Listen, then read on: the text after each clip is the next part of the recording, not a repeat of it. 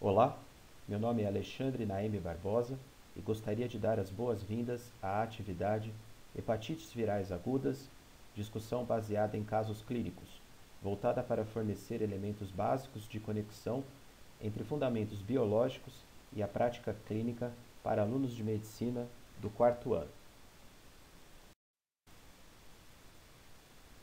Me apresentando, atualmente sou professor doutor, chefe do Departamento de Infectologia da Unesp, chefe da Infectologia e infectologista público e privado do Hospital das Clínicas da Faculdade de Medicina de Botucatu, Unesp, diretor clínico e responsável pelos ambulatórios de HIV, hepatite B, hepatite C e HTLV do SAI de Infectologia da FAMESP em Botucatu, especialista e membro titular da Sociedade Brasileira de Infectologia, compondo a comissão de título de especialista dessa sociedade e também trabalhando como médico de referência em genotipagem do HIV do Ministério da Saúde.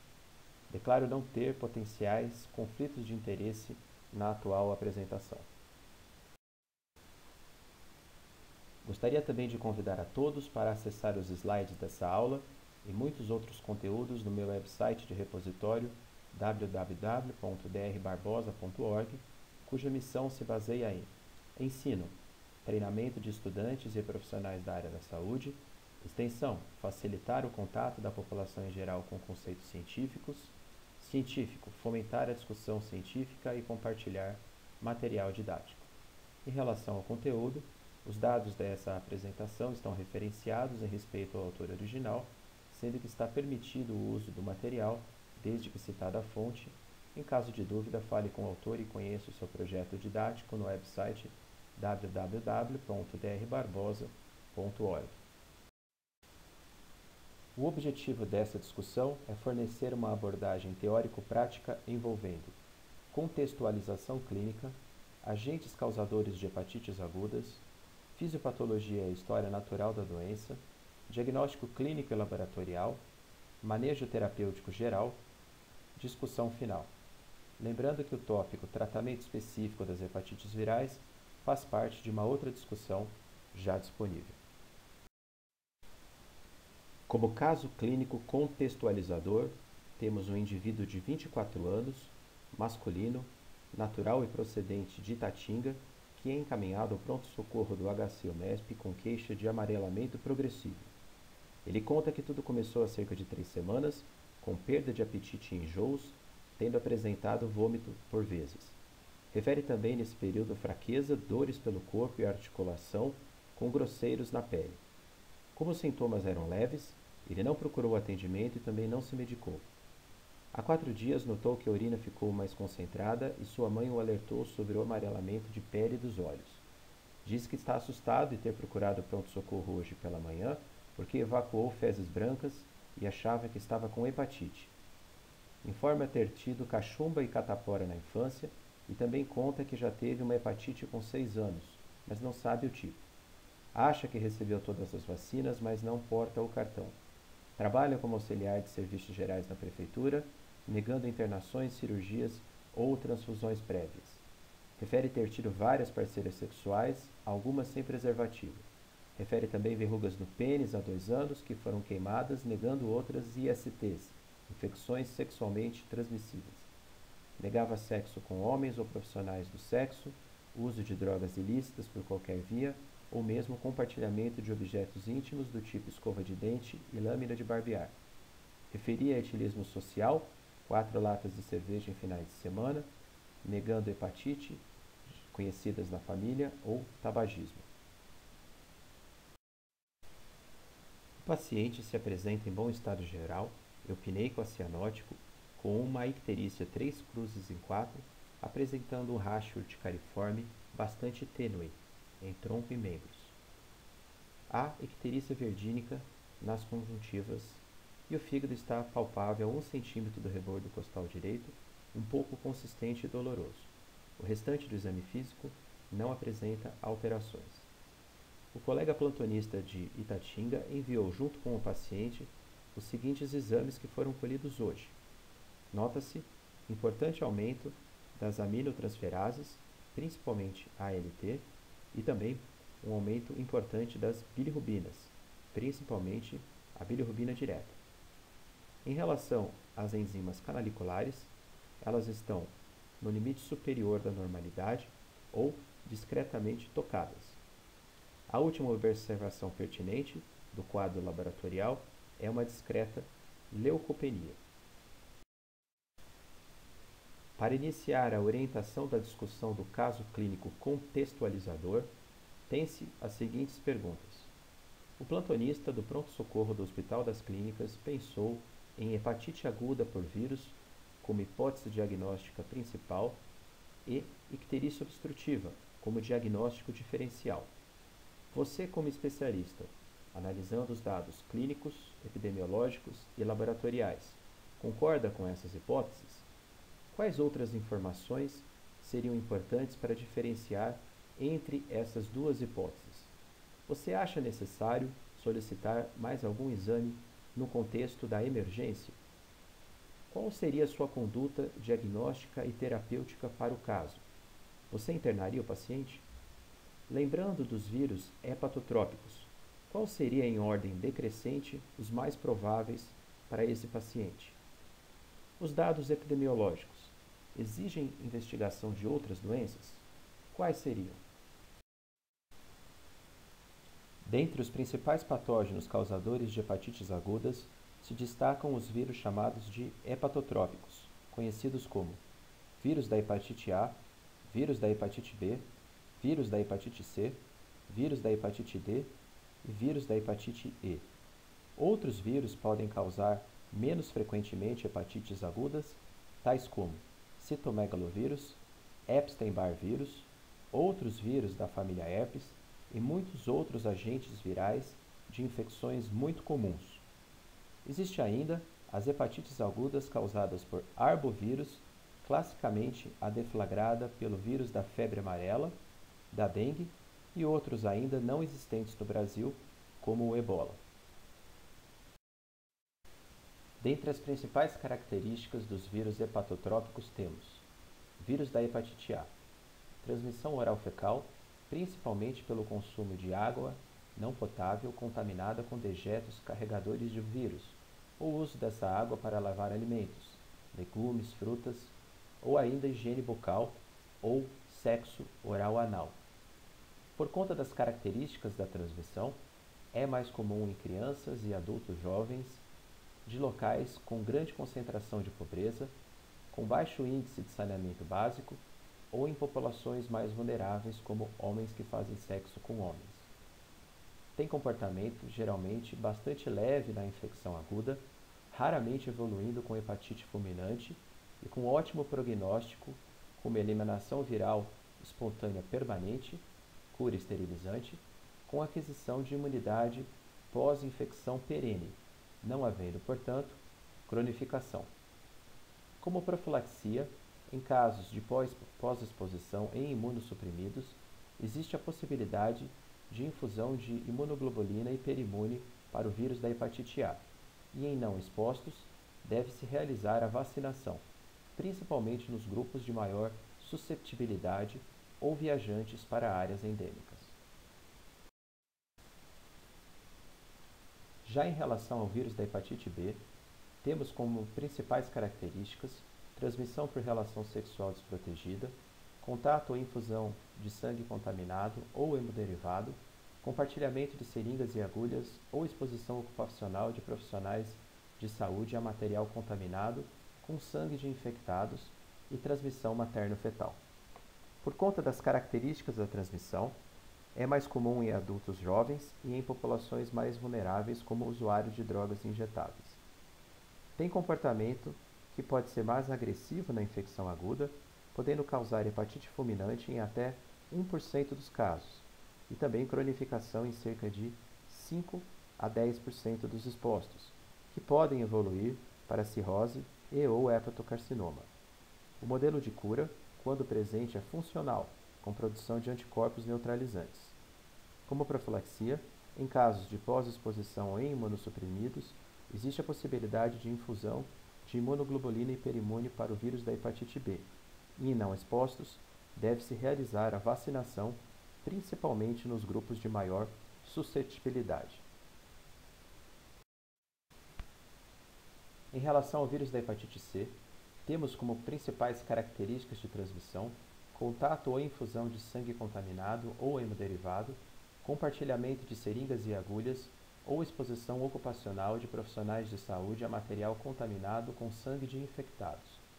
A transmissão sexual materno-fetal é rara, pois o vírus da hepatite C não está presente nas secreções sexuais e somente existe possibilidade de infecção nesses casos quando há troca de sangue. Por conta das características da transmissão, é mais comum em adultos acima de 40 anos e em populações mais vulneráveis, como usuários de droga ilícita. Tem comportamento geralmente bastante leve na infecção aguda, menos de 10% são sintomáticos nessa fase, raramente evoluindo com hepatite fulminante, mas com alta taxa de cronificação, de 80% a 85%, que podem evoluir para cirrose ou hepatocarcinoma.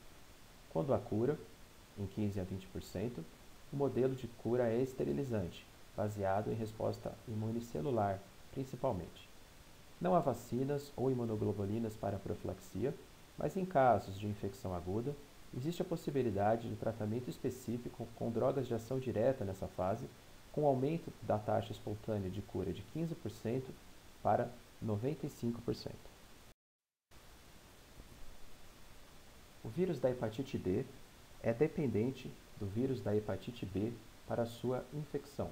Portanto, temos semelhança das principais características de transmissão, a saber, relação sexual desprotegida, contato ou infusão de sangue contaminado ou hemoderivado, compartilhamento de seringas e agulhas, ou exposição ocupacional de profissionais de saúde a material contaminado com sangue de infectados e transmissão materno-fetal. Por conta das características da transmissão, é mais comum em adultos jovens e em populações mais vulneráveis, como usuários de drogas ilícitas. Tem comportamento que pode ser bastante agressivo na infecção aguda, podendo causar hepatite grave entre 5% a 20%, principalmente na coinfecção, vírus da hepatite B, vírus da hepatite D aguda e também cronificação em cerca de 10% até 70% dos expostos, que podem aumentar a chance de evolução para cirrose e ou hepatocarcinoma em pacientes já infectados pelo vírus da hepatite B. O modelo de cura, quando presente, é funcional, com produção de anticorpos neutralizantes. Como profilaxia, em casos de pós-exposição em imunossuprimidos, existe a possibilidade de infusão de imunoglobulina hiperimune para o vírus da hepatite B, indicado na coinfecção vírus da hepatite B, vírus da hepatite D aguda. E em não expostos, deve-se realizar a vacinação para o vírus da hepatite B, principalmente nos grupos de maior susceptibilidade. O vírus da hepatite E tem transmissão oral-fecal, principalmente pelo consumo de água não potável, contaminada com dejetos carregadores do vírus, ou uso dessa água para lavar alimentos ou ainda higiene bucal. Por conta das características da transmissão, é mais comum em crianças e adultos jovens de locais com grande concentração de pobreza e baixo índice de saneamento básico. Tem comportamento geralmente bastante leve na infecção aguda, raramente evoluindo para hepatite fulminante, e com ótimo prognóstico de eliminação viral espontânea permanente, cura esterilizante, com aquisição de imunidade pós-infecção perene, não havendo, portanto, cronificação. Como profilaxia, deve-se realizar principalmente a vacinação dos grupos de maior susceptibilidade ou viajantes para áreas endêmicas. Os casos que se encaixam da síndrome de hepatites agudas são clinicamente superponíveis, ou seja, é impossível diferenciar a etiologia apenas observando os sinais e sintomas, sendo necessário a investigação laboratorial específica. A fisiopatologia básica resumida das hepatites agudas virais inclui importante dano celular hepatocítico de forma rápida e intensa, causada pelo sistema imune em resposta à presença de antígenos virais na replicação desses agentes no interior dos hepatócitos. Como resultado dessa destruição maciça, observa-se aumento das transaminases e bilirrubinas, o que mostra a inflamação e necrose do tecido hepático. É importante lembrar que o dano celular não é diretamente causado pela replicação viral, e sim pela resposta do sistema imune.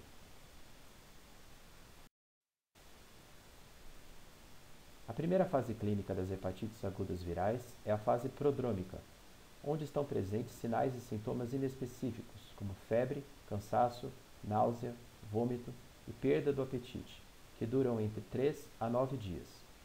A clínica nessa fase pode se assemelhar a uma síndrome gripal ou mesmo a uma síndrome da mononucleose infecciosa, ou monolike. A segunda fase clínica das hepatites agudas virais é a fase ictérica, onde podem estar presentes a sintomatologia mais específica, como icterícia, urina mais escurecida e fezes claras. No exame físico, é comum o aumento da hepatometria e também o achado de esplenomegalia. Finalmente, a terceira fase clínica das hepatites agudas virais é a fase de convalescença, onde os sinais e sintomas das fases anteriores vão pouco a pouco recrudescendo e se normalizando em até 6 meses. As hepatites agudas têm como comportamento laboratorial inespecífico principalmente o aumento das transaminases, em especial a ALT, que estão frequentemente superiores a 500 unidades internacionais por ml, podendo facilmente chegar a 2.000 ou até valores mais altos, como 5.000 a 10.000. Taxas que estão diretamente ligadas à lesão hepática, principalmente inflamação e necrose, e cuja queda repentina podem indicar falência hepática terminal aguda. Outro marcador bastante presente em valores aumentados são as bilirrubinas, que têm relação direta com a apresentação da icterícia, que pode estar presente, mas não é obrigatório. No hemograma, pode-se observar muitas vezes leucopenia com linfocitose e aumento do VHS.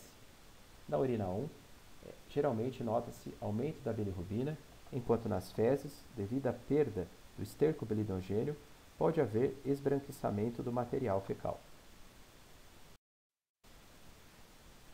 Os marcadores laboratoriais específicos das hepatites agudas são: na infecção aguda pelo vírus da hepatite A, presença da fração IgM do antivírus da hepatite A.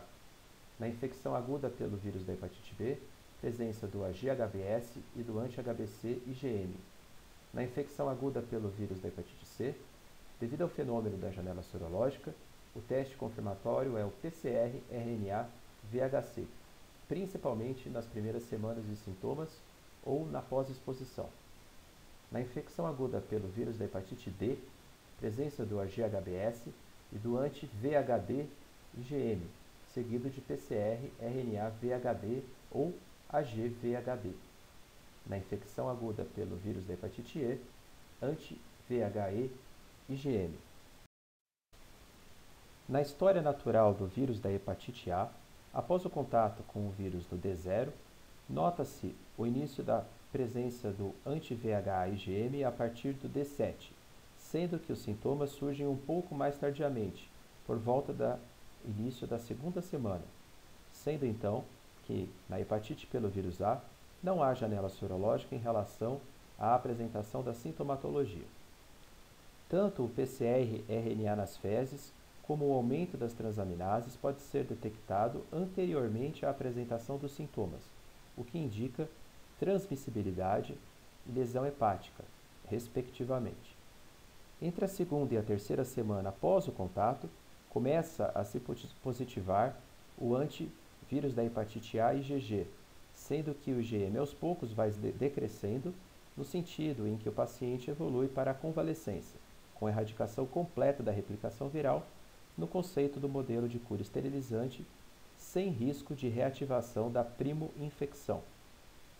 Por conta do perfil de transmissão, a vacinação para hepatite A encontra várias populações de maior indicação por conta da vulnerabilidade, como residentes e viajantes para países com alta endemicidade, ou seja, localidades pobres com baixa taxa de percentual de água tratada e saneamento básico, bem como homem que faz sexo com homem, pessoas com distúrbios psiquiátricos, profissional de saúde, principalmente os cuidadores e imunossuprimidos, entre outros.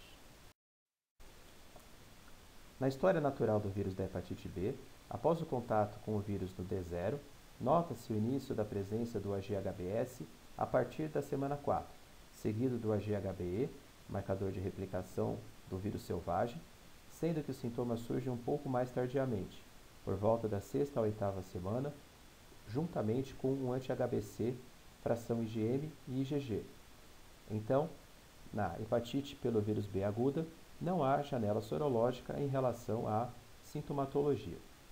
Como muitos pacientes que sofreram exposição prévia ao vírus da hepatite B podem cronificar, cerca de 5 a 10%, quem diferencia a fase aguda principalmente não é o AGHBS, marcador de contato de exposição prévia, e sim o anti-HBC IgM, que pode estar reagente também em alguns raros casos de reativação da fase crônica. A conduta na hepatite pelo vírus B aguda é expectante de suporte, pois na imensa maioria dos casos, pela maior probabilidade de evolução para a cura funcional, não é necessário intervenção. Porém, em alguns casos específicos, em perfis de pacientes com maior risco de cronificação, imunossuprimidos, por exemplo, pode ter indicação de tratamento específico nessa fase aguda. Em casos de evolução para cura, que acontece entre 90% a 95% dos casos de hepatite B aguda em adultos, existem duas soroconversões. Primeiro, a anticonversão AGHBE para anti-HBE, o que mostra perda do marcador de replicação do vírus selvagem, e a segunda, a GHBE para anti-HBS, mostrando produção de anticorpo neutralizante, que promove um modelo de cura funcional, ou seja, por mais que possa haver alguns reservatórios em potencial, principalmente no núcleo dos hepatócitos, a atividade e replicação viral são inibidas pelo anti-HBS, e depois de alguns anos é possível que esses reservatórios se esgotem completamente, ou em alguns casos muito raros, podem haver reativação dessa prima-infecção, principalmente após intensa imunossupressão. Por outro lado, em cerca de 5 a 10% dos casos, o paciente evolui para a cronificação, sendo que, nesses casos, o AGHBS se mantém persistentemente positivo indefinidamente, com diferentes graus de lesão hepática nessa fase crônica, que pode determinar como principais desfechos cirrose e hepatocarcinoma. Portanto, fazendo uma análise dos marcadores sorológicos na hepatite pelo vírus B aguda, se encontram os seguintes marcadores reagentes: AGHBS, AGHBE, anti-HBC total, IgM e IgG, e, isoladamente, o anti-HBC IgM. Em quem já teve hepatite B aguda e evoluiu para a cura funcional, temos reagente anti-HBC total, IgG, e anti-HBS num valor acima de 10 unidades internacionais por ml. Em quem foi vacinado, temos reagente apenas o anti-HBS, pois a vacina é feita com o vírus da hepatite B inativado, com o epítopo apenas do AGHBS. Os perfis de pacientes cronificados serão discutidos na aula sobre hepatites virais crônicas. Na história natural da hepatite pelo vírus C aguda, após o contato com o vírus no dia 0, nota-se o início da presença do anti-VHC somente a partir da 4ª a 6ª semana, sendo que os sintomas precedem essa positividade do anticorpo. Então, nesse caso, existe o fenômeno da janela sorológica. Para a detecção precoce da hepatite pelo vírus C aguda, seja por conta de investigação por exposição ou por sintomatologia, é necessário então usar meios de exames diretos, sendo para o vírus da hepatite C o melhor teste de diagnóstico no paciente virêmico o PCR-RNA-VHC, ou carga viral do VHC, amplificando de forma muito específica e com excelente sensibilidade todos os pacientes virêmicos.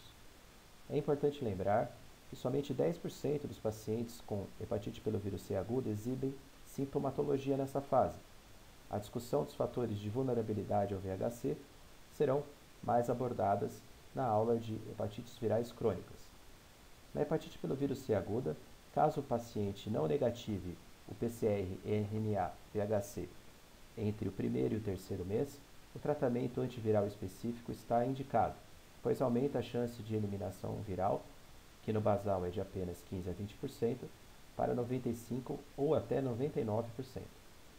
A infecção aguda pelo VHC evolui frequentemente para hepatite crônica, 80 a 85%, com possibilidade de desfechos como cirrose e hepatocarcinoma nessas situações. A história natural da doença na hepatite pelo vírus D aguda pode acontecer de duas formas: co-infecção, vírus da hepatite B, vírus da hepatite D, 5% dos casos.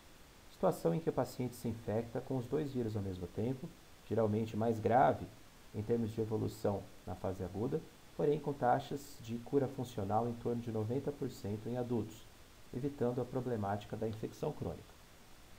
Segunda possibilidade é a superinfecção VHD-VHB, que acontece em 95% dos casos, que é uma hepatite aguda pelo vírus da hepatite D superposta em um paciente com infecção crônica pelo vírus da hepatite B, resultando em cronificação do vírus da hepatite D em torno de 70 a 90% dos casos, com aumento da chance de cirrose e hepatocarcinoma entre 15 a 30% na comparação com indivíduos monoinfectados pelo vírus da hepatite B. Observa-se nas duas situações de infecção aguda pelo vírus da hepatite D a presença do marcador anti-VHD-IgM, sendo que o marcador de cronificação é a detecção por mais de 6 meses do antígeno VHD ou da carga viral VHD. A história natural da hepatite pelo vírus E se assemelha à da hepatite pelo vírus A. Após o contato com o vírus no D0, nota-se o início da presença do antivírus da hepatite E, IgM, a partir do dia 14, sendo que os sintomas surgem um pouco mais tardiamente, por volta do início da quarta semana. Então, na hepatite pelo vírus E, não há janela sorológica em relação à sintomatologia. Tanto o PCR-RNA nas fezes como o aumento das transaminases pode ser detectado anteriormente à apresentação dos sintomas, o que indica transmissibilidade e lesão hepática, respectivamente. Junto ao antivírus da hepatite E IgM, começa a se positivar o antivírus da hepatite E IgG, sendo que o IgM aos poucos vai decrescendo no sentido em que o paciente evolui para a convalescência, com a erradicação completa da replicação viral, no conceito de modelo de cura esterilizante sem risco de reativação da primo-infecção. A evolução. O manejo clínico das hepatites agudas virais se baseia em medidas de suporte clínico, como repouso, alimentação leve e evitar álcool e outras substâncias e drogas hepatotóxicas. Em algumas situações específicas, pode-se indicar o tratamento das hepatites agudas com drogas de ação direta, conteúdo que está disponível em outra discussão sobre o tema. A prevenção das hepatites agudas virais inclui vacinação para as hepatites A e B, principalmente, além de segurança nas transfusões de sangue, hemoderivado, sexo com uso de preservativo, não compartilhamento de agulhas e seringas, além de intensa testagem universal, que deve ser potencializada nas populações mais vulneráveis. Retornando ao caso de discussão, podemos observar que apenas o diagnóstico de hepatite aguda seria pertinente na primeira avaliação do caso, pois, do ponto de vista clínico, observa-se que o paciente teve uma doença bifásica, com período prodrômico, e após uma fase ictérica bem mais específica. Na icterícia obstrutiva, a sintomatologia é outra, dor aguda abrupta, sem outros grandes comemorativos insidiosos como encontrados no nosso paciente. Do ponto de vista epidemiológico, chama a atenção tratar-se de um adulto jovem, com exposições sexuais de risco sem uso de preservativo. A icterícia obstrutiva é mais comum em indivíduos após a quarta década de vida, com dieta rica em lipídios. Do ponto de vista laboratorial, nota-se intensa lesão hepatocítica caracterizada por aumento das transaminases, ALT maior que ST, além de importante aumento das bilirrubinas, mas não há distúrbio significativo das enzimas canaliculares, o que deixa pouco provável o diagnóstico de obstrução de vias biliares. Há também discreta leucopenia, completando alterações compatíveis com hepatite aguda. Na verdade, analisando todo o quadro diagnóstico sindrômico, o mais assertivo seria apenas o diagnóstico de hepatite aguda, e não hepatite aguda por vírus, pois há outros agentes causadores de quadros semelhantes, como algumas infecções virais, bacterianas ou por protozoários, além de doenças autoimunes e intoxicação exógena. A conduta terapêutica imediata na admissão incluiria principalmente a avaliação da função e não somente da bioquímica hepática, com o objetivo de analisar possível comprometimento evolutivo para insuficiência aguda hepática, principalmente mensurando a albumina, dentro das proteínas totais e frações, além dos fatores de coagulação, através do tempo de protrombina com o valor de RNI, Relação Normatizada Internacional. Admitindo que não há alterações na função hepática nesse paciente, a conduta seria observar o quadro sem necessidade de internação, mantendo as condutas de suporte clínico e agendar retorno ambulatorial para checar a investigação laboratorial específica, que deve ser colhida o mais brevemente possível. O ultrassom hepático não tem indicação na suspeição de hepatite aguda, somente na icterícia obstrutiva, se houvesse essa dúvida. Provavelmente, pelos elos epidemiológicos presentes, exposição sexual desprotegida, se destaca como principal agente o vírus da hepatite B, seguido do vírus da hepatite C e vírus da hepatite A. Além das hepatites virais, pelos achados da investigação epidemiológica, é fundamental que sejam pesquisadas outras infecções sexualmente transmissíveis, principalmente HIV e sífilis. Em relação à interpretação do perfil sorológico do presente paciente, nota-se que o vírus da hepatite A existe uma exposição prévia. Em relação ao vírus da hepatite C, uma infecção aguda. E ao vírus da hepatite C, não houve exposição. Não há indicação da biópsia hepática no presente quadro e nas hepatites virais agudas como um todo, pois os achados seriam inflamação e necrose reversíveis após a convalescença 6 meses decorrentes do quadro. A biópsia hepática pode ser considerada apenas em quadros de hepatite crônica, principalmente para a avaliação de fibrose hepática. Porém, hoje em dia, existem métodos não invasivos que conseguem substituir a biópsia hepática, principalmente a elastografia. A evolução mais provável nesse quadro é para a cura funcional, ou seja, soroconversão a GHBS anti-HBS, com resolução da sintomatologia e normalização da histologia hepática pela regeneração do órgão. As evoluções menos prováveis, mas possíveis, seria a cronificação, evolução para hepatite B crônica, com desfecho possível, nesse caso, para cirrose e hepatocarcinoma, e ainda evolução para hepatite fulminante, com destruição maciça dos hepatócitos. Muito obrigado pela atenção e convido a todos para acessarem essa aula e muitos outros conteúdos no meu website de repositório, drbarbosa.org, e também nas redes sociais Facebook, Instagram, LinkedIn e Twitter. Um forte abraço e até a próxima!